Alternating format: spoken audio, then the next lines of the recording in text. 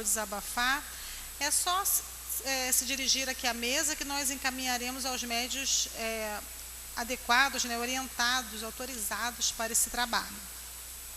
A casa está sempre precisando de alimentos não perecíveis para as confecções de quentinhas para os nossos irmãos assistidos de rua e também para as famílias assistidas. Nós pedimos, nesse momento, nós estamos precisando mais de açúcar, tá? Desde já agradecemos a colaboração. Lembramos a todos que estão chegando também pela primeira vez na casa que nós possuímos em todas as reuniões públicas a evangelização infantil. E nas quartas à noite e sábado à tarde nós temos também a evangelização juvenil. E também no sábado pela manhã, nos segundos e quartos, tá? Segundos e quartos sábados pela manhã nós também temos evangelização juvenil. Nós vamos ter a festa da primavera para as nossas crianças e para os nossos jovens. Vai ser no dia 15, agora de setembro, domingo, às 15 horas. Então, tragam suas crianças. Haverá também no dia 22 de setembro, de 8h30 às 13 horas, o 26º Encontro Espírita sobre Jesus. O tema será Bem-aventurados aflitos, tá? Haverá evangelização infanto-juvenil e haverá também o nosso lanche fraterno. Então, traga seus filhos, suas crianças e venham estudar sobre essa figura que é o nosso guia e modelo, né? Sobre Jesus. Pedimos aos frequentadores que incluam nas suas preces a oração pelos nossos governantes e as governantes de todas as nações, né? Dessa maneira nós estaremos contribuindo pela paz do nosso planeta. E por fim, pedimos para não usar aqui no subsolo a alimentação ou aparelho celular. Desde já agradecemos a colaboração. Vamos passar então para a nossa página. É uma página de Albino Teixeira, Decálogo para Médiuns. Não afastar-se dos deveres e compromissos que abraçou na vida, reconhecendo que é impossível manter intercâmbio espiritual claro e constante com o plano superior, sem base na consciência tranquila. Não descuidar-se do autodomínio, a fim de controlar as próprias faculdades. Não ignorar que desenvolvimento mediúnico, antes de tudo, significa educar-se, o médium, a si mesmo, para ser mais útil. Não desejar fazer tudo, mas fazer o que deve e possa no auxílio aos outros.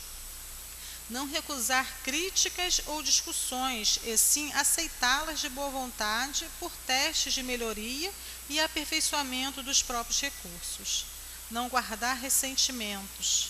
Não fugir do estudo nem da disciplina para discernir e agir com segurança.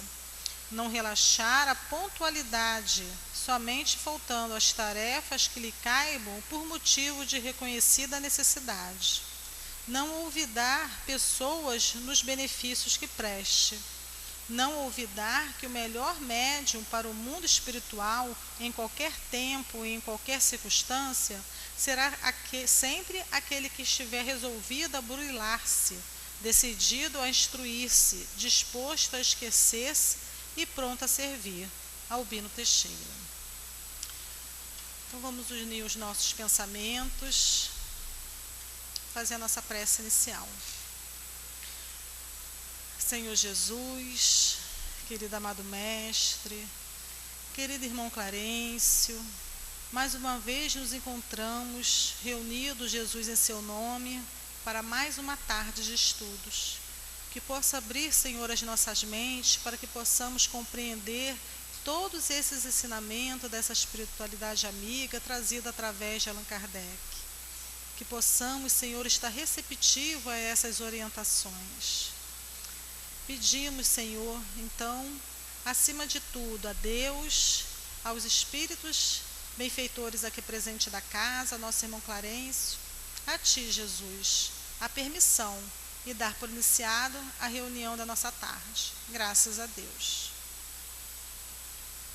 Nas tardes de segunda-feira, nós estudamos o livro Céu e Inferno, Estamos na segunda parte, no capítulo 5, que fala sobre os suicidas. O estudo de hoje se intitula O Suicida da Samaritana. Nós vamos ler parte para que a nossa Cláudia tenha tempo de desenvolver o seu estudo. O Suicida da Samaritana. No dia 7 de abril de 1858, pelas 7 horas da noite, um homem de uns 50 anos e vestido decentemente apresentou-se no estabelecimento da Samaritana em Paris e pediu que lhe preparasse um banho. O funcionário que o atendeu, estranhando que após um espaço de 2 horas aquele homem não o chamasse, decidiu entrar na sua cabine para ver se ele estava indisposto. Foi então testemunha de um horrível espetáculo. O infeliz havia cortado a garganta com uma navalha e todo o seu sangue estava misturado à água da banheira. Não podendo ser descoberto a sua identidade, o cadáver foi levado para o necrotério. Vamos ler a nota do Espírito São Luís. Esta dúvida da morte é muito comum entre as pessoas falecidas há pouco tempo, e principalmente entre aquelas que, durante sua vida, não elevaram sua alma acima da matéria. É um fenômeno esquisito à primeira vista, mas que se explica muito naturalmente. Se há uma pessoa colocada em estado de sonambulismo pela primeira vez, perguntarmos se dorme, ela quase sempre responde que não, e sua resposta é lógica. A pessoa que interroga é que não faz bem a pergunta, servindo-se de um termo impróprio. A ideia do sono, na nossa língua usual, está ligado à suspensão de todas as nossas faculdades sensitivas.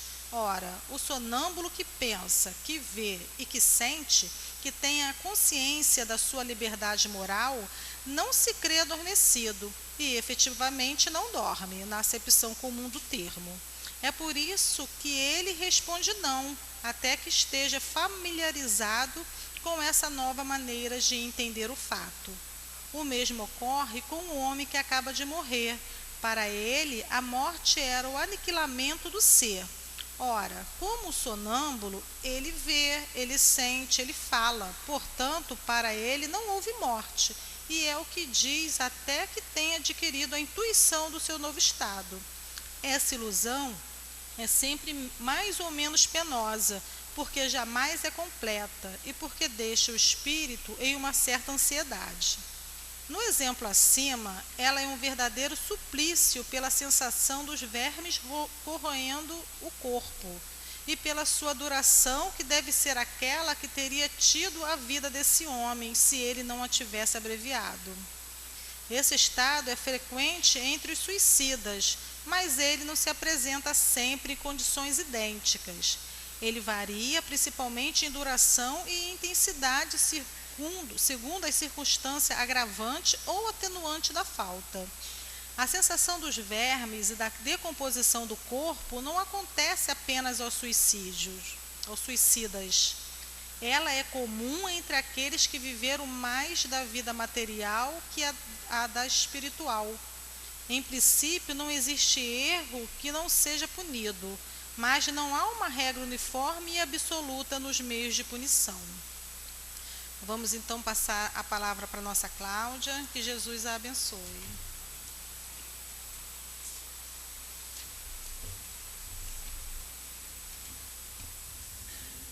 Boa tarde a todos. É uma alegria muito grande estar aqui, nesta casa, onde trago, do Centro Espírita Leon Denis, saudações fraternas. Meus irmãos, hoje, como todo estudo da doutrina espírita, ele é muito sério, delicado, mas esta parte deste livro, O Céu e o Inferno, e como eu costumo dizer, eu gosto do título completo dessa obra, O Céu e o Inferno, ou A Justiça Divina segundo o Espiritismo.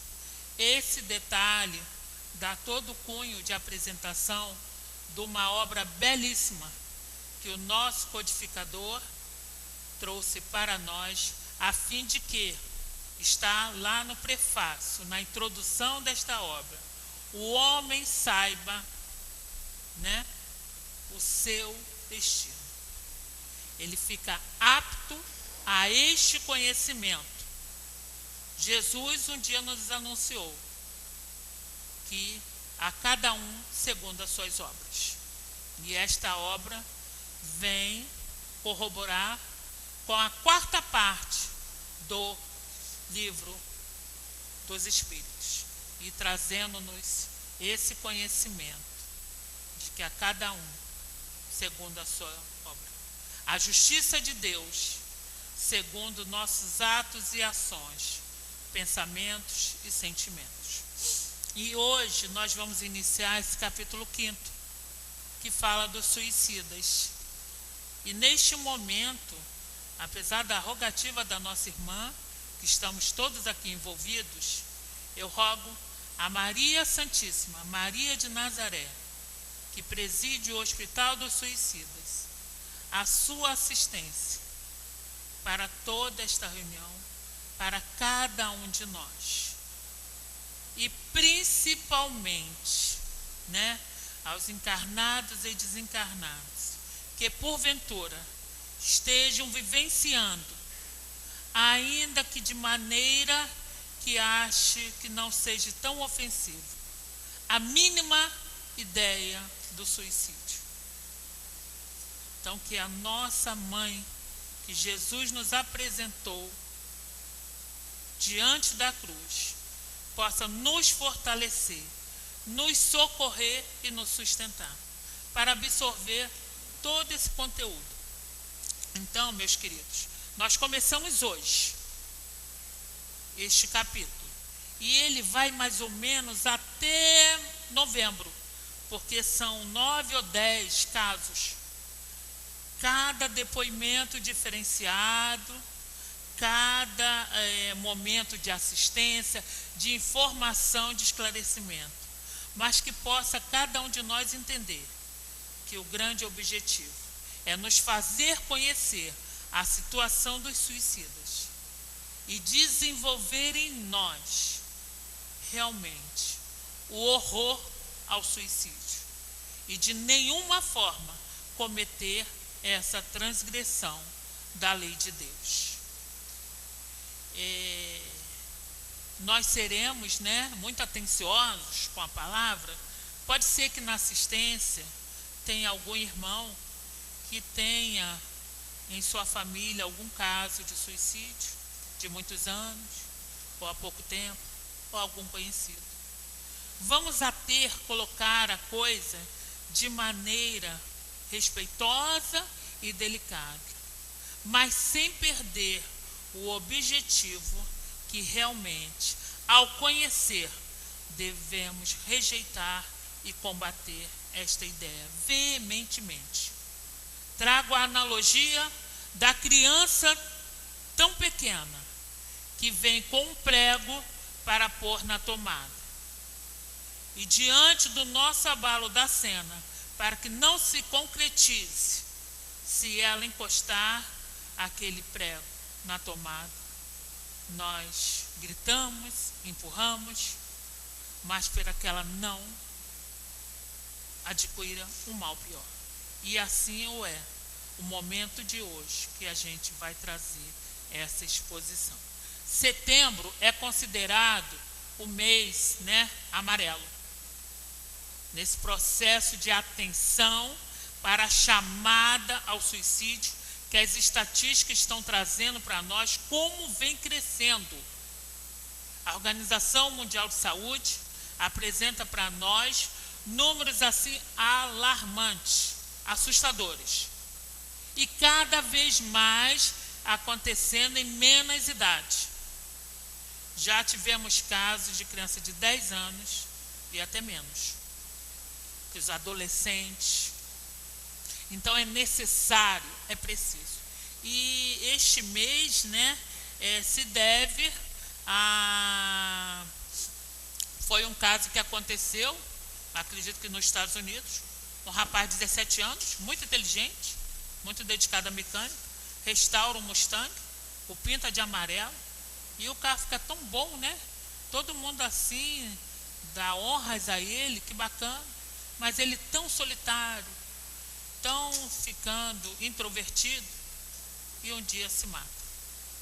E os amigos que não observaram qualquer possibilidade do que ele havia feito, fizeram no dia do velório uma cesta, com várias fitas amarelas e uns cartões, para que aquilo não acontecesse com mais ninguém. E tinha palavras carinhosas: nos procure, fale conosco no telefone. E o CVV, o Centro de Valorização da Vida, ele tem um número, 188, que eu trago-vos a conhecer para esse socorro. A nossa reunião de hoje vai ter, após a reunião, assistência fraterna. Então, que possam procurar aqueles que sentirem necessidade, por alguma informação, ou até mesmo por essa ideia que está ali rondando. Prestar atenção, no momento que a irmã passou aqui os recados, ela disse para pôr na caixinha os suicidas, ou quando pôr o nome na prece, pôr embaixo se for suicídio. Mas também, se tiver a ideia do suicídio, põe lá no papelzinho: irradiação, ideia suicida. Ponha o endereço, o nomezinho da pessoa, a idade. É muito importante. A Casa Espírita tem esse trabalho mediúnico de vibração e radiação pelos suicidas. E essa atenção com a pessoa que tem ideia. Então, o caso de hoje, ele se inicia por esse senhor, né, o suicida da Samaritana, nessa região, onde um homem vai procurar, numa casa de assistência, esses banhos. Paga, solicita, né, a cabine, e vamos lembrar que aqui é no século XIX, acontece em 1858, e ele vai, o funcionário encaminha, e ele vai tomar o seu banho. Um homem bem trajado, boa aparência, 50 anos presumíveis, nada, né, a suspeitar. E ele vai tomar o seu banho. Mas o criado, né, o funcionário, acostumado com alguma solicitação, ou até mesmo com barulho, se surpreende com o silêncio, e já passado 2 horas, e ele não pede qualquer, né, solicitação, e entra na cabine para ver se ele tinha passado mal, estava indisposto, tivesse acontecido alguma coisa. E o grande, horroroso espetáculo foi encontrá-lo morto, com a garganta aberta por uma navalha e seu sangue misturado à água da banheira. Vamos ver, gente, que coisa assim terrível. Como ele não se identificou, não fez qualquer ficha, ficava impossível, né, contactar alguém. Então ele foi removido para o necrotério. Esse detalhe é importante porque talvez, se ele tivesse sido identificado, poderia se localizar alguém da família, alguém para avisar. E ele foi conduzido. Nós vamos ver aqui, meus irmãos, que estamos falando de Paris, França, né? Hoje, nos nossos tempos, também seria, aqui no Brasil, seria removido pela Defesa Civil ou pelo bombeiro e levado também ao IML, Instituto Médico Legal. Mas o que vai nos atentar são aqui, olha, esse momento que 6 dias depois, na Sociedade Espírita de Paris, na reunião restrita para fazer essa assistência espiritual fraterna, muitos chamam de trabalho de obsessão, mas é uma assistência espiritual fraterna, onde os espíritos são atendidos, médios ali preparados, reunidos, estudando seriamente a doutrina e dar essa assistência espiritual aos irmãos desencarnados. Então ele é evocado 6 dias depois. Certamente deve ter saído em algum jornal esse momento, e foi feita uma prece e ele se apresenta. E é o guia do médico que dá a informação: ó, ele está aí. Então ele está, e esperai E o momento se deu e começou lá o dialogador, que a gente chama também de doutrinador, esclarecedor, mas é o dirigente desta reunião, que dirige, que coordena, mas também recebe a inspiração do plano espiritual e essa assistência. Ficam os médios ali, de incorporação, os médios que dão, após grande preparo e sua faculdade mediúnica, a passividade e o espírito pode se comunicar pela psicofonia. Então é feito, né, um conjunto de perguntas e o espírito responde. Lembrando, gente, que esta evocação é feita com o cunho de esclarecer, de socorrer, de atender, amparar e tornar melhor a situação do espírito e para nós encarnado a informação, né, o conhecimento e também consolidar em nós esse estado da vida, né, espiritual. Então ele responde. Aí é perguntado a ele pelo dialogador: onde estás? E ele diz: não sei, pode me dizer? E aí é dito: olha, está numa assembleia onde as pessoas se reúnem, né, para estudar o espiritismo e atender aos irmãos. Aí ele fala, aí começa a desenvolver ali todo o diálogo e pergunta a ele, né, como ele se sente após, né, o suicídio, qual o seu estado? E ele diz que ele não está morto. Morto eu não, estou vivo, sinto o meu corpo, estou ligado nele. E aí, gente, a gente começa a correlacionar com o Livro dos Espíritos, que nos orienta esse momento inicial da morte. O espírito, ele não toma uma consciência de si, ele passa por um estado de perturbação, que é o momento desse desligamento do corpo, né? A gente sabe que morre o corpo físico e o espírito, ele se desenlaça. Então, na realidade, esse tempo é segundo o entendimento de cada um, segundo ao seu desenvolvimento, né, de pensamento, de sentimento e de ação. E também a forma de desencarnação. Nesta morte aqui foi o suicídio. Então, como foi a transgressão à lei de Deus, esse momento oferece a ele esta perturbação mais intensa devido a ter provocado. Então, o suicida, ele encontra, né, nesse momento, a dificuldade de ter interrompido a vida, mas se confunde, pois sente nitidamente o corpo. E é uma situação delicadíssima. E repito, se alguém na assistência tiver algum irmão que cometeu o suicídio, algum parente, algum ente querido, se atenha só a entender, é um filho de Deus, ore por ele.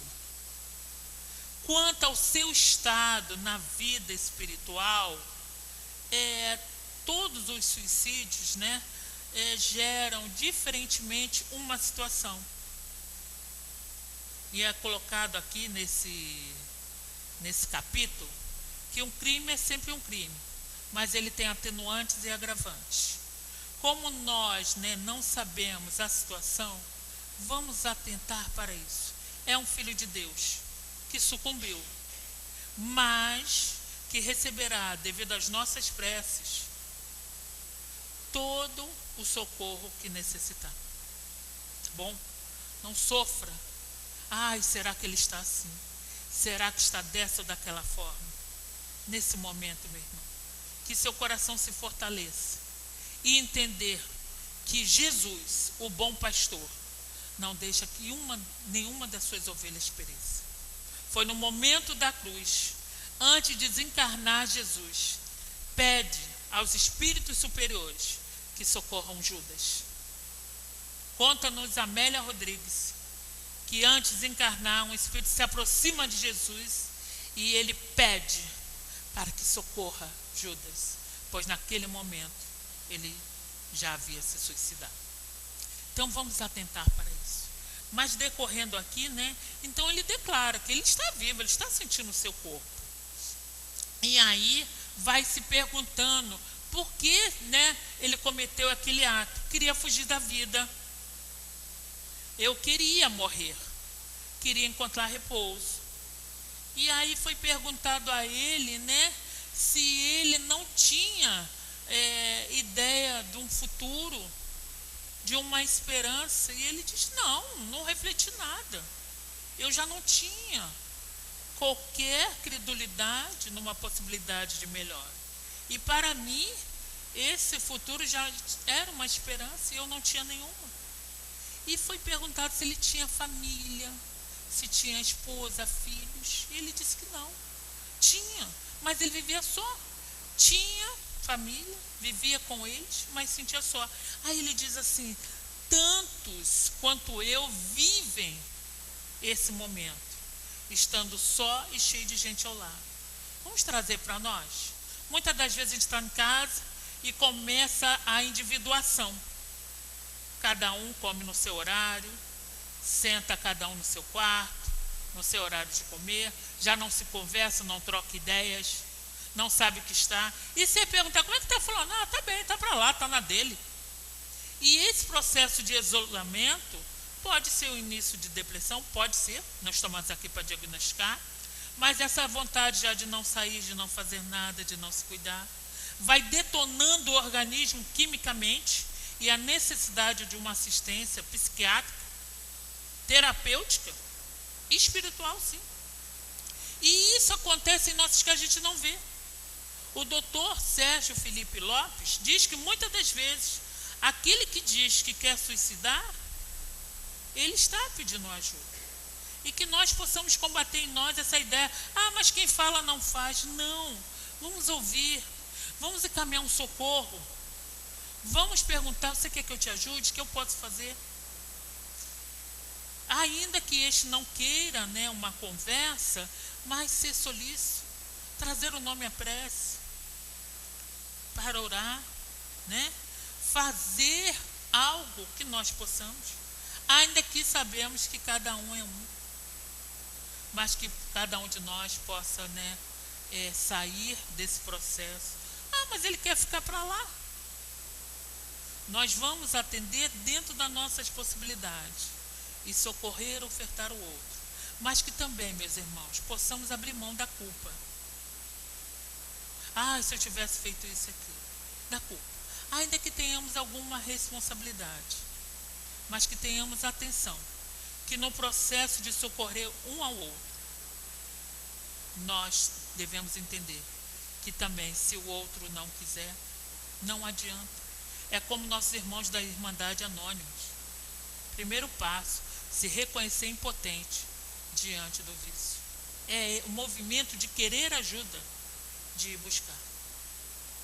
Mas que nós possamos ser solícitos, atentos, e não deixar isso passar. E muitas das vezes conosco mesmo, nós começamos a ficar na nossa, né? O filho já não conversa, a gente não puxa conversa, não liga para ninguém. A tecnologia é ótima, o Zap, né? Mas também nos afasta do contato, de falar ao telefone. Eu, particularmente, numa opinião pessoal, gosto muito de falar ao telefone. Você troca ideias, raciocina, né? Ri junto. Claro que o Zap é bem mais rapidinho, você passa uma mensagem, vou ler a hora que quero. Mas vamos entender quando estamos perto um do outro, a fim de que não possamos, cada um de nós, ter somente, pela casa espírita, pela psicografia, a mensagem do outro. É como Jesus falou, enquanto está com ele é caminho. Porque nós também começamos a criar um afastamento, vamos ver, estamos só, sozinhos, solitários.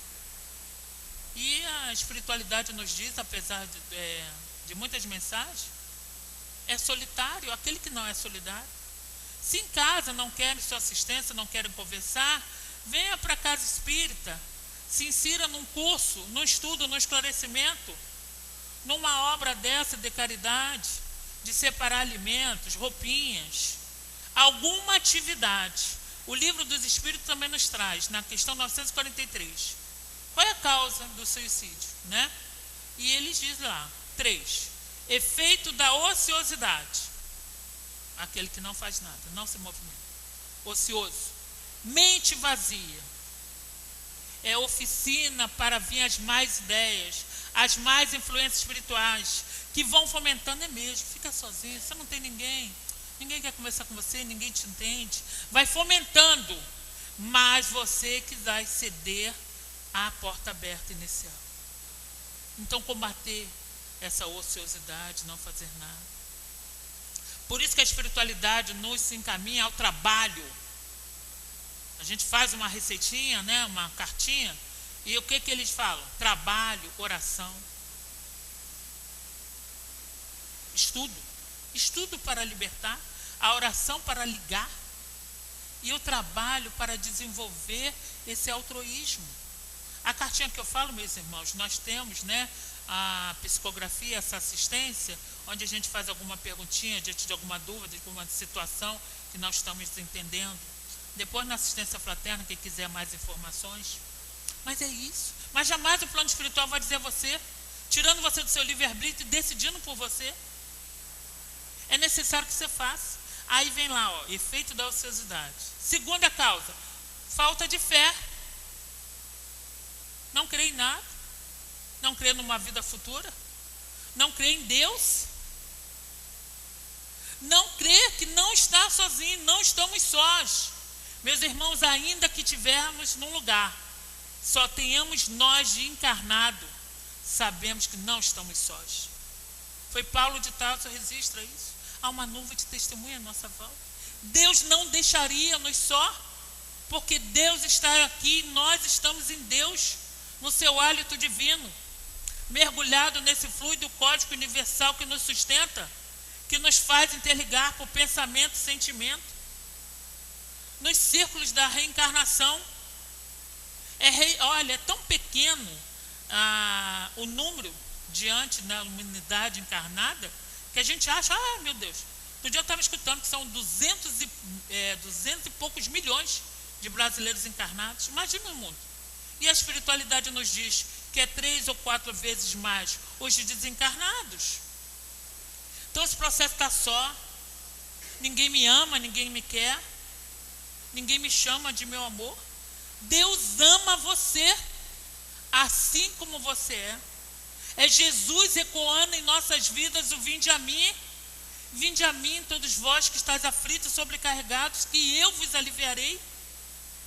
Aprendei comigo que, sobrando e humilde de coração, acharei repouso para vossas almas. Suave é meu jugo e leve é o meu fardo. É Jesus, onde clamando por Ele está conosco, mas também respeitando o nosso livre-arbítrio de chamá-lo. Deus, em onisciência, sabe da nossa existência, sabe da nossa necessidade, mas é necessário que eu, ao pedir, pratique a humildade de reconhecer a criatura diante do Criador. Pai. Por isso que Jesus, trazendo a linguagem divina para que possamos entender, e na sua lei de amor nos trouxe Pai Nosso. É o nosso Pai, gente. E a gente quer humanizar Deus, por quê? Agindo nas dificuldades que nossos pais terrenos têm. Nossos pais, como nos disse o cancioneiro nacional, são crianças. Erram, acertam. As ligações de expiações e de provas. Mas o grande respeito que temos que ter por ele, qual foi essa relação? Ainda que foi de abandono, ainda que foi de tortura, mas nós estamos aqui reencarnados, com a oportunidade de estar num corpo físico, cedido biologicamente o material para aqui estarmos. As células, né, que formaram o ovo, onde o espírito ali se ligou e pôde reencarnar. E a permissão dessa mãe, como hospedeira, para nos trazer ao mundo, Porque cada um de nós, meus irmãos, ainda que a relação de pai e mãe foi difícil, mas que foi trazido para casa, acalentado a um seio, ou pela amamentação, ou mesmo por mamadeira, ainda que só tinha cobertas, pode se considerar ricos, atendido. E dentro da nossa necessidade, vamos entender que o missionário divino, Jesus, nasceu na manjedoura, numa noite fria, onde foi ali aquecido, né, pelos fenos dos animais e a presença deles, para não deixar tanto frio penetrar no ambiente. Foi esse exemplo de simplicidade que nos deu Jesus, mas que trouxe a nós o entendimento da vida futura, para que possamos consolidar. Estamos aqui de passagem.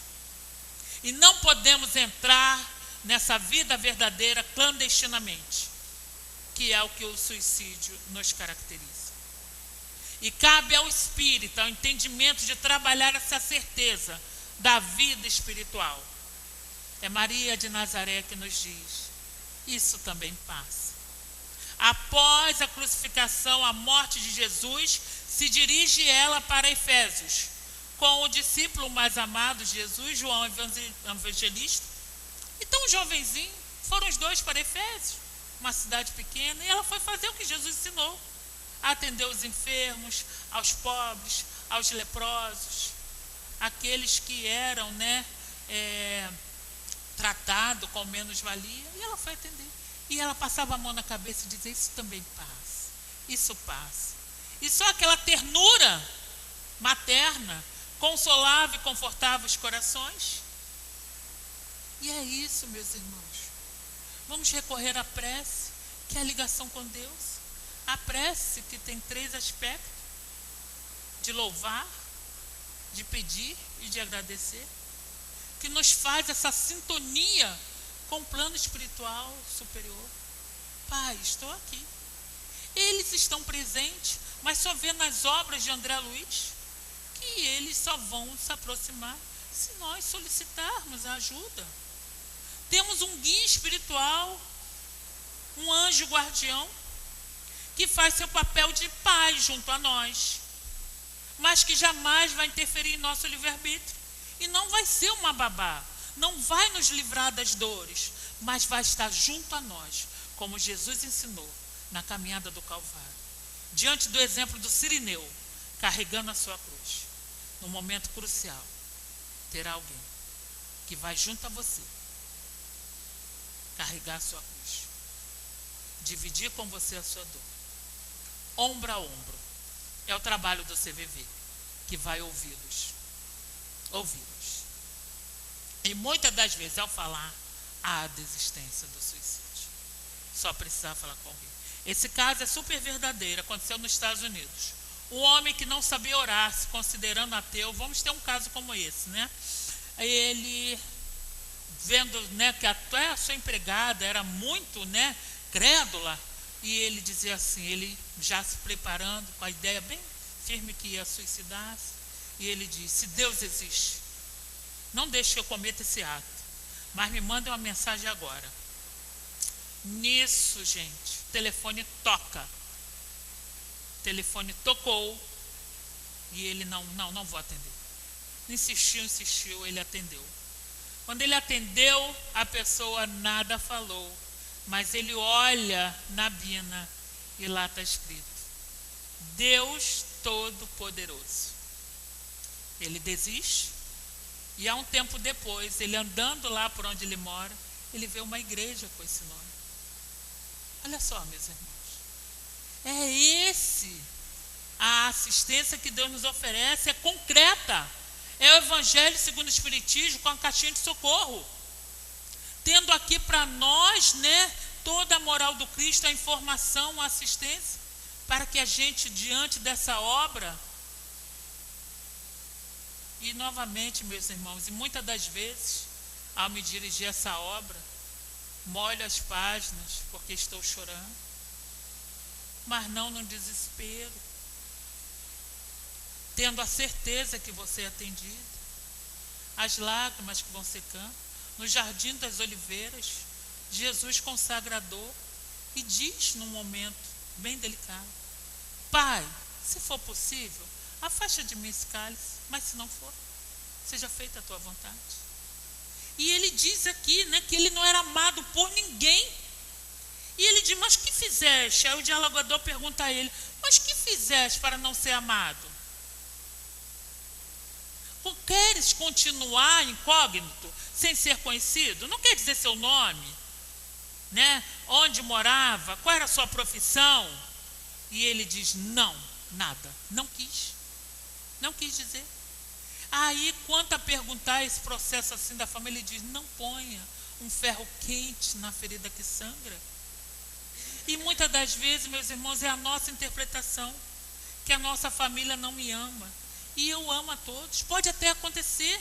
Os laços da reencarnação nos coloca diante daqueles que nós fomos algozes. Ou até diante deles fomos vítimas. E às vezes, meus irmãos, nós mesmos vamos nos separando deles. Sabe como? Deixando para lá, deixando seguir. Vai uma convivência que não é nada fraterna. Uma senhora diz ao Chico, Chico, fui orientada aqui a perdoar meu marido 70 vezes 7. Então já fiz a conta aqui 490 vezes.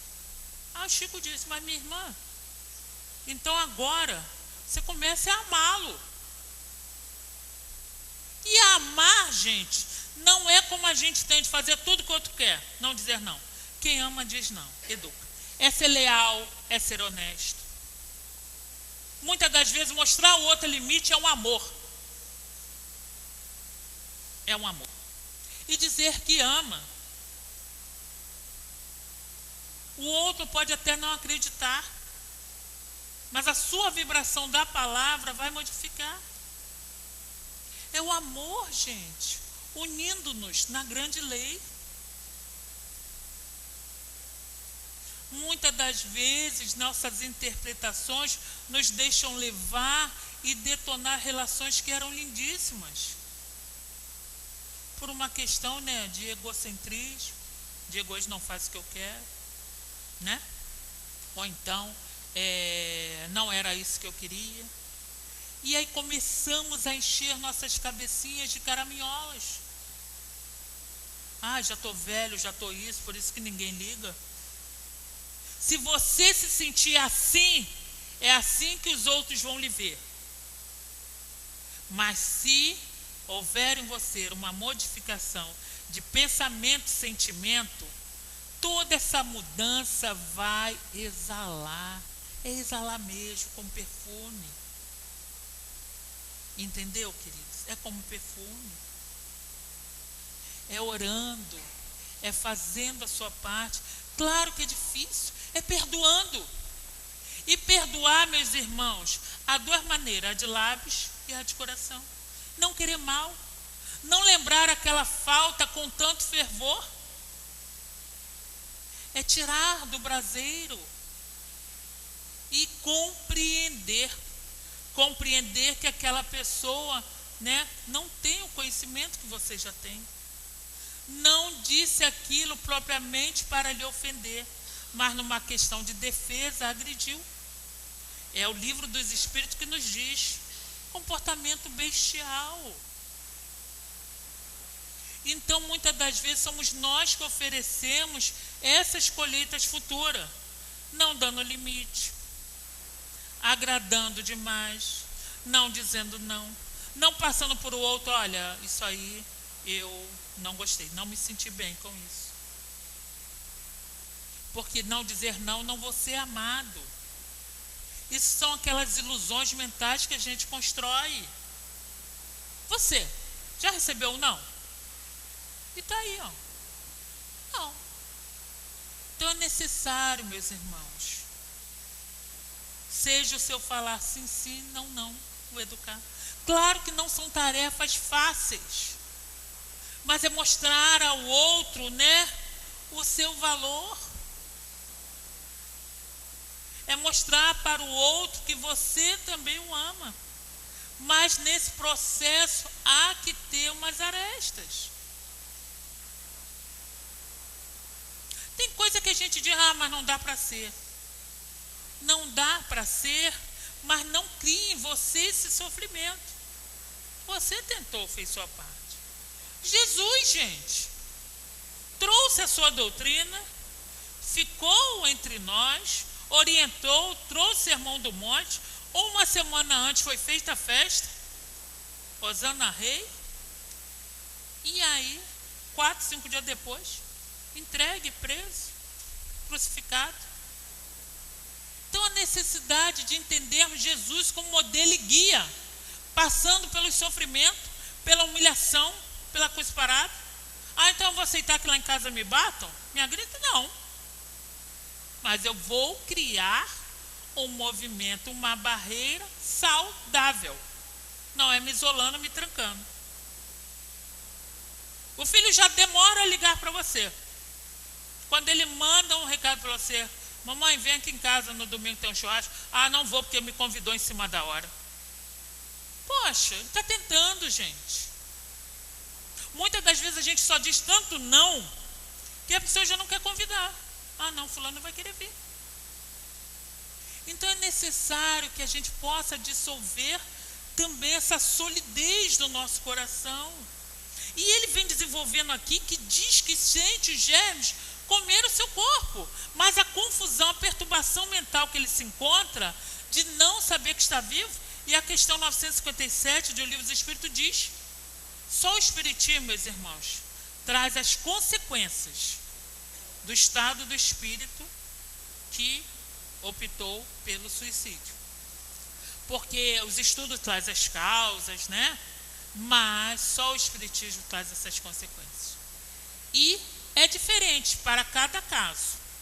Um agravante, um atenuante, não são idênticas situações. Por isso que eu falei inicialmente. Só se atém a entender isso. Todos são filhos de Deus. E a misericórdia de Deus, né? Ela é muito grande presente em nós. E o amor cobre essa multidão de erros. E ele diz aqui: mas há uma que nenhum suicida escapa. Sabe qual é? O desapontamento, se ver vivo. Se vendo vivo, ele se aturde, confunde, se perturba, porque se ele queria escapar da vida, não escapou. E ele mesmo diz aqui, esse suicida samaritana: eu que tinha, né, um sofrimento, agora estou na tortura. É centuplicar o sofrimento. E não pense vocês: mas eu teria um socorro. Porque o suicida, ele vai viver no seu corpo espiritual toda a repercussão do suicídio e esse ligamento durante a existência que deveria ter. Então, se ele tivesse que ter, digamos, mais 30, 40 anos, vai passar por esse sofrimento. Porque transgrediu a lei. Não tem como esses laços se desatarem. O livro Memórias de um Suicida traz lá toda a declaração do Camilo. E ele diz em sua introdução, ele diz ali que realmente o objetivo é ofertar a quem lê o horror ao suicídio. E a médium Ivone Pereira guarda essa obra por 20 anos, até que ela passe por toda uma avaliação, todo um cunho doutrinário que é feito por Leon Denis, e dá-nos, gente, realmente uma ideia dessa vida no plano espiritual. Então é necessário que possamos entender, não optar pelo suicídio, não nos livraremos dos problemas. E aqui o Livro dos Espíritos, gente, traz para nós um roteiro da questão 943 a 957 de perguntas, porque é um livro de filosofia, né? E resposta que diz a nós: mas e se os meus filhos passar vergonha diante do meu ato? Vai ser considerada essa intenção, mas mesmo assim é um crime. E diante, né, da decepção, da miséria, devia de ter trabalhado. A questão 945 pergunta assim: e o que dizer do desgosto da vida? Só vai se desgostando, se desanimando. Aí diz assim: insensato, devia de ter trabalhado e a existência não seria tão pesada. Meus irmãos, vendo aí que hoje há uma inclusão que antes era mais assim, né, veemente. As pessoas eram mais excluídas. Ainda que se tenha algum preconceito que seja, mas já se aceita, nos ambientes sociais, pessoas portadoras de deficiência, pessoas de tal qual gênero. Por quê? Para que possa entender a lei de sociedade, nos unindo, pela questão de liberdade mesmo. A palavra como comunicação. Lembrei agora dos emojis ou emoji, né? Você manda uma mensagem para fulano só manda um dedo lá, que antigamente se dizia papo firme. Ou então uma exclamação de coração. Você pega o seu filho, você está bem? Aí ele manda a exclamação. E quando ele manda a exclamação com a interrogação? E ele não quer conversa, né? É complicado. Então precisamos entender. E ele vai decorrendo aqui, olha, que ele não se sente morto, sente-se sufocado, pede piedade para que alguém termine com aquele sofrimento. Porque ele até morre de uma vez, porque ele fica naquela. E esta é a perturbação que se dá. Na questão 165, Kardec pergunta se o conhecimento do Espiritismo influencia em menor tempo nessa perturbação. Ele diz que sim, mas é a consciência tranquila e o trabalho no bem. Então, vem dizer que o suicida sente essa repercussão de forma tão intensa devido ao ato que cometeu. Mas que nós aqui não estamos numa postura de julgar. Será atendido dentro das possibilidades, como eu falei aqui, não é idêntica as situações para todos, mas que cada um de nós possa não cometer.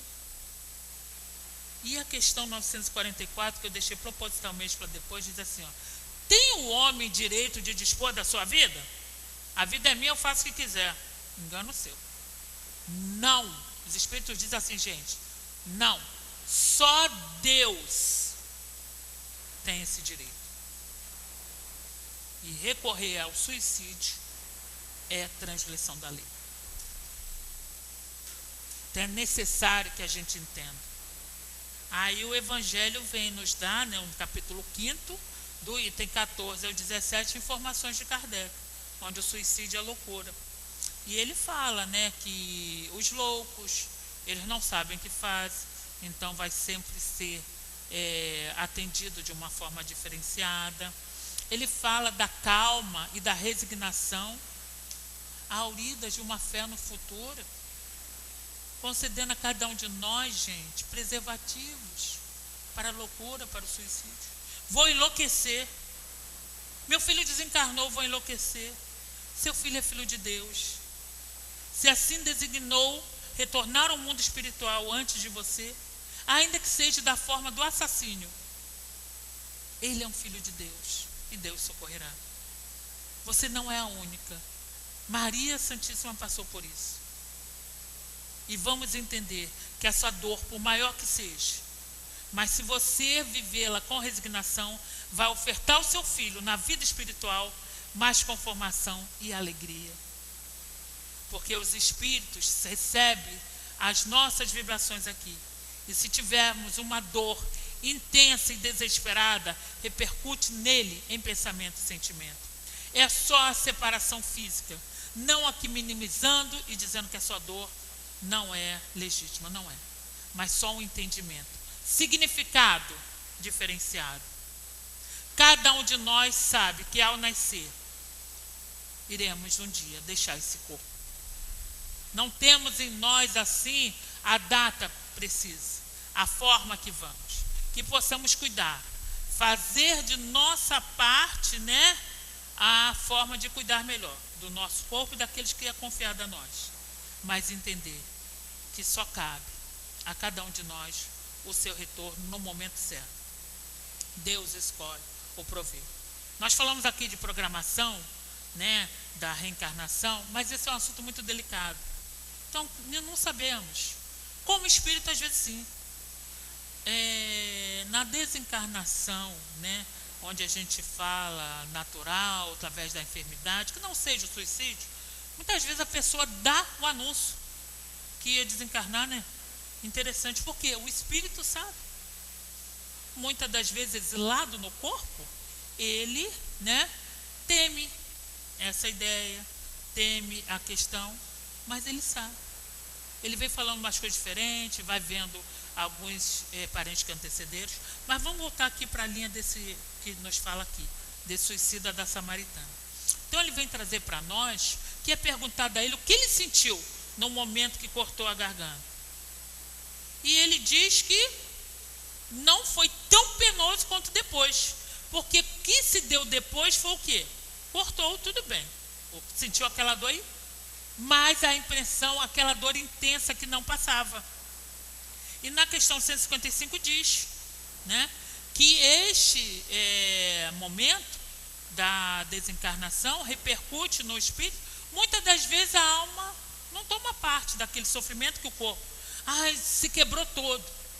Mas na questão do suicida, ele fica com aquela impressão toda, porque não houve, né, o rompimento dos laços numa hora predita, numa situação acidental, foi suicida, procurou.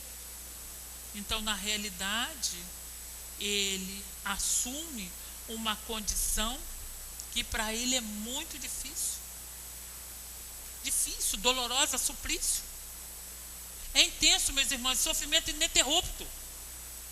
Ele não dorme, ele não descansa. Você vê que no momento aqui, quando ele se aproxima dessa reunião, ele se sente aliviado, recebe as vibrações diferenciadas. É como um lenitivo, né? A gente está ali com uma dor, uma queimadura, se você põe uma água gelada. E é isso que ele sentiu, o refrigério da prece, a acolhida das vibrações dos espíritos. Mas o seu sofrimento estava ali intenso. Vai receber tratamento espiritual, prece, mas vai passar pela situação, porque ele provocou. Mas não só no sentenciado de culpado, mas na responsabilidade. E que para muitos desses espíritos já começa aí nesse sofrimento a expiação vindoura. Então não cabe a nós identificar, fulano é assim porque foi um suicida, é assado. Não, gente. Vamos só entender que nos processos da reencarnação, estamos nós aqui no efeito da falta que cometemos, mas no ajuste, na educação, na reparação. Nós vamos ver aqui que São Luís diz que essas impressões, esse sofrimento que ele passa, é comum sim aos suicidas, mas também é aquelas pessoas que vivem a vida materialmente, só tem um olhar para a vida material, não tem um olhar para a vida espiritual. Então ele tem todo o sofrimento também da repercussão dos sofrimentos da vida material no corpo espiritual, porque não conseguiu desligar, se desprender. Então a necessidade do autoconhecimento, desenvolver a ideia da vida futura, viajantes que somos, em transitoriedade para o mundo, né, de regeneração, que é o mais próximo de nós, mas não somos daqui, somos espíritos imortais, em corpos carnais, possibilidade riquíssima de desenvolver, né, a nossa inteligência, o nosso conhecimento, reparar nossas faltas, nos melhorar. Mas oportunidade, este mundo teremos que deixar. Então é a parábola do celeiro. O homem tinha a sua colheita, como ela triplicou, ele construiu o celeiro maior e disse à sua alma: ó minha alma, regala-te, porque tereis para a vida toda. E o que os espíritos dizem? Os espíritos nos dizem assim. Os espíritos nos diz que Deus falou para ele: insensato que és, hoje mesmo arrebatarei tua alma. Então a gente fica muito preocupado, né? Meu Deus, o que eu vou comer, o que eu vou fazer? É entregar-se à providência divina, mas não deixar de trabalhar, não, meus irmãos. É ter calma, vai passar. Muitas das vezes a gente fica muito apreensivo, né? Ai, meu Deus, e essas leis, e o dinheiro, e a aposentadoria. Vamos viver. A cada dia baixa o seu mal. Vamos viver dentro da moderação. Sentarmos juntos e fazer a conta com a família, dos gastos, do dinheiro que entra, do dinheiro que sai, de muitas das vezes de algumas coisas que vamos ter que cortar, e juntos podermos viver melhor. Muitas das vezes, meus irmãos, nós mesmo, né, nos resvalamos a ter uma vida de abundância onde não poderíamos ter. e abundância de coisas materiais, que fica tudo aí. Às vezes compramos para os nossos filhos brinquedos que eles tanto queriam, em 15 prestações. Você é otimista. Na terceira prestação ele já quebrou. Aí você paga as outras 12 ali, né? Ou então na sétima sai outro melhor e eu quero esse. Você nem acabou de pagar aquele. Então não, é insaciável esse desejo. Deus não reprova a gente ter ambições, mas o que Ele reprova é a nossa, querer ter demais, a nossa falta de moderação. É um excesso. E o excesso de tudo faz mal. É o de comer, é o das bebidas alcoólicas, é o de falar. Precisamos atentar a ter moderação, a aprender a ouvir, a observar, a desenvolver a percepção. Já está findando aqui o nosso horário, mas eu lembro, né, muitas das vezes a mãe, do jeito que chega, ela sabe que aquele filho traz problema. O que aconteceu? O que houve? Não foi nada. E você só, né, não precisa ter tão incisiva, mas amorosa. Daqui a pouco aquele filho conta. Lembro-me que uma vez eu fui ao médico, né, estava com problema dermatológico, e ele levantou e falou assim, mas que isso? E tal, eu falei, não sei, doutor. Aí ele botou a mão no ombro, não, mas o que está acontecendo? Não sei, doutor, não comi nada demais, não encostei nada químico assim. Eu disse, não. Aí botou as duas mãos no meu ombro. Eu estou perguntando o que lhe está acontecendo. Chorei muito. Minha mãe estava internada, em estado grave. Até desculpe contar a situação pessoal. E é isso, gente. O que está acontecendo é a percepção, é a vozinha que outros traz, né? Outro dia a companheira chegou perto de mim e falou, falei, mas você não está bem hoje. Eu disse, não, eu estou assim. Aí eu fiquei assim, não aconteceu nada? Ela disse, aconteceu. E aí é isso, gente. Ter essa observação, é não passar por outro, oi, tudo bem? Você não espera nem o outro responder. Vai que ele diga que não está bem, né? E você não tem tempo para ouvir. Mas é isso, desenvolver essa fraternidade, estar junto, estar com ele a caminho. É o roteiro, né? Espera mais um pouco. Não vai nas decisões assim, tão veemente. Na verdade, você não quer morrer. Você quer que as coisas saiam do jeito que você quer. Nem sempre do jeito que você quer é a melhor solução. Mas Deus, que é o nosso Pai, de misericórdia, bondade, justiça e amor, tem para você o que você precisa. E saiba, um dia mesmo você vai reconhecer. Caramba, fui um grande vencedor. Esperei, aguardei. Porque bem-aventurados aflitos, meus irmãos, é aquele que sabe bem sofrer, com resignação, com otimismo. E desde já, ao findar realmente essa reunião, quero convidar todos vocês, no dia 22 de setembro, para o encontro de Jesus. É o nosso mestre, guia e modelo, como a irmã falou. Bem-aventurados aflitos. E ele traz para nós esse ano uma proposta bem diferenciada, que eu vou dizer a vocês. Vale a pena viver. E olha como vale. E Jesus disse que ele era a vida, o caminho, a verdade e a vida. E trazia para cada um de nós a vida em abundância da satisfação, em abundância da alegria, em abundância da sua paz. Não a paz que o mundo oferece, mas a paz que o próprio Cristo oferece. Que cada um de nós possa ter em seu coração essa paz, esse amor e a certeza que somos filhos de Deus e muito amados. Uma boa tarde e que Deus a todos nós abençoe. Obrigada, Cláudia, pelas suas palavras. Que Jesus abençoe, que possamos contar sempre com você aqui na casa. Vamos passar então para o momento do passe. Vamos ler o Evangelho, do capítulo 11, amar o próximo como a si mesmo. O item 10, que fala sobre a lei de amor. Vou ler apenas parte, porque ele é muito extenso, fica como dever para casa ler o restante. Meus caros condiscípulos, os espíritos aqui presentes vos dizem por minha voz, amai muito para que possais ser amados. Esse pensamento é tão justo que encontrareis nele tudo que consola e acalma os sofrimentos de cada dia. Ou antes, praticando essas sábias palavras, vos elevareis de tal maneira acima da matéria que sereis espiritualizados antes do vosso desprendimento terrestre. Os estudos espíritas desenvolveram em nós a compreensão do futuro e assim tendes uma certeza, a de avançar em direção a Deus com todas as promessas que correspondem às aspirações da vossa alma. Assim sendo, deveis vos elevar bem alto para que vós possais julgar sem as influências da matéria, não condenando o vosso próximo antes de haver dirigido o vosso pensamento a Deus. Amar, no sentido mais profundo da palavra, é ser leal, honesto, consciencioso, para fazer aos outros o que deseja para si mesmo. É procurar à sua volta a razão íntima de todas as dores que oprimem vossos irmãos, para levar-lhes um alívio.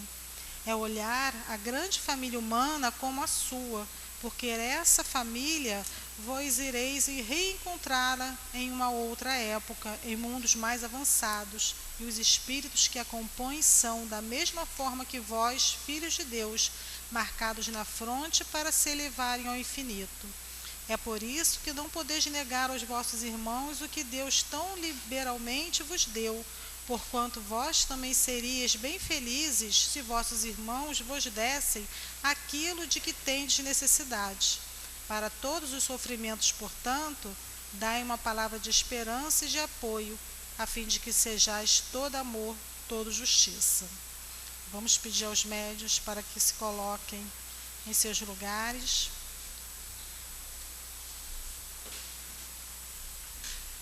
E quanto a nós, vamos mentalizar a figura do nosso querido Mestre Jesus, fazer a nossa oração íntima, pensar as nossas reais necessidades, lembrando também a todos que as manifestações mediúnicas só estão autorizadas aos médiuns da casa.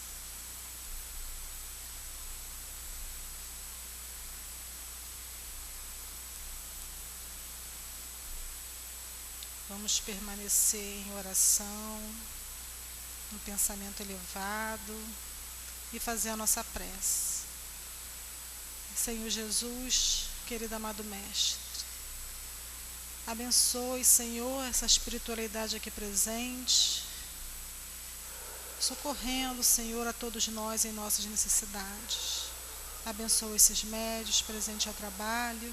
E quanto a nós, Senhor, que possamos estar receptivos a esses fluidos salutares para o nosso refazimento físico e espiritual. Que possamos, Senhor, pedir o seu amparo nesse momento do passe. Graças a Deus. Meus irmãos, o Evangelho de hoje, capítulo 11, amar ao próximo como a si mesmo, dá continuidade à lei do amor, em que Kardec vem enumerar as qualidades que caracterizam e distinguem aquele que ama, no sentido profundo do termo, e enfatiza porque é necessário que nos elevemos acima da matéria. Elevar-se acima da matéria é não se apegar demasiadamente aos bens deste mundo, dando às coisas materiais valores definitivos, mas encarar a vida como estágio passageiro e purificador da vida espiritual. Essa elevação é necessária porque a nossa caminhada para Deus está condicionada ao tratamento que dispensamos ao nosso próximo, e esse tratamento só é conforme a justiça de Deus quando nos libertamos das pressões que a matéria nos imprime. Aos bens materiais devíamos dar somente o valor relativo que ele merece. A nossa meta constante deve ser o cultivo dos bens espirituais. O homem que ama verdadeiramente se destaca por ser leal, probo, consciencioso, por fazer aos outros o que gostaria que estes lhe fizessem. por procurar suavizar as dores de seus irmãos e por considerar como sua a grande família humana. Para todos os sofrimentos, tenhamos, pois, sempre uma palavra de esperança e de conforto, a fim de que sejamos inteiramente amor e justiça. Se nós formos considerar o período dos últimos 100 anos, podemos concluir que a humanidade, sem dúvida, hoje é melhor, em que pese ela haver caminhado muito pouco em relação ao ponto ideal a atingir, somos forçados a admitir que a humanidade melhorou bastante e tende a melhorar ainda mais, pois tudo na natureza está sob o influxo da lei do progresso. Para essa caminhada atingir mais rapidamente o ponto de chegada, é imprescindível a vivência do amai bastante para sermos amados. Esse melhoramento da humanidade ocorre e pode ser percebido através do progresso intelectual e moral atingido pela criatura, que lhe permite aceitar melhor as ideias novas sobre liberdade e fraternidade que antes rejeitava. O progresso muitas vezes se opera através do bem que trabalha em silêncio e no anonimato, e no decorrer dos anos se faz sentir. Para que nós, diante do mal que tenta impedir nosso esforço renovador, devemos perseverar no bem, já que temos a compreensão da justiça e da bondade de Deus dentro de cada um de nós. Não há coração tão endurecido que não ceda a seu agrado ao influxo do amor verdadeiro. E nós temos a benesse de compreender a doutrina espírita, que contribui para a maioria da melhoria da humanidade. Amar ao próximo, profundo do termo, é aceitar os outros como são, fazendo-lhes todo o bem ao nosso alcance. Que nesta tarde, irmãos, nós possamos sair daqui meditando, refletindo mais sobre o que podemos fazer e o que devemos fazer para amar o nosso próximo. Muita paz em nossos corações, que Jesus nos envolva hoje e sempre, graças a Deus. Vamos unir nossos pensamentos para a nossa prece final. Deus, Pai de misericórdia e bondade, Jesus, nosso irmão maior, espiritualidade amiga, irmão Clarencio, só temos a agradecer a toda essa espiritualidade amiga, o amparo, a sustentação, de estarmos também aqui, Senhor, sob esse teto abençoado, tomando conhecimento dessas verdades espirituais. Que possamos, Senhor, estar sempre receptivos a orientações desses benfeitores. Abençoa, Senhor, a cada um de nós, abençoa também os nossos governantes, os governantes de todas as nações, que eles possam ter sempre o seu Evangelho, Jesus, de luz, de amor, a orientá-los em seus pensamentos, a orientá-los suas decisões e suas ações. Envolva o Senhor a todos nós aqui presentes, encarnados e desencarnados. Envolva, Senhor, os nossos entes queridos que já se encontram na pátria espiritual. Que eles possam, Senhor, estar sendo assistidos por essa espiritualidade amiga, amparados, orientados, Senhor, e que eles possam ser receptivos a essas orientações, sabendo, Senhor, que são orientações para que possamos ter sempre Jesus em nossos corações como caminho a seguir e para alcançarmos a nossa verdadeira felicidade. Envolva, Senhor, os nossos entes queridos, esses espíritos sofredores, os espíritos que desencarnaram de forma violenta, hoje falando, Senhor, sobre os nossos irmãos suicidas, que a nossa querida irmã que a nossa querida irmã e Mãe Santíssima Maria de Nazaré, que possui um hospital no plano espiritual para socorro a esses nossos irmãos, também possa ampará-los, fortalecendo-os na caminhada.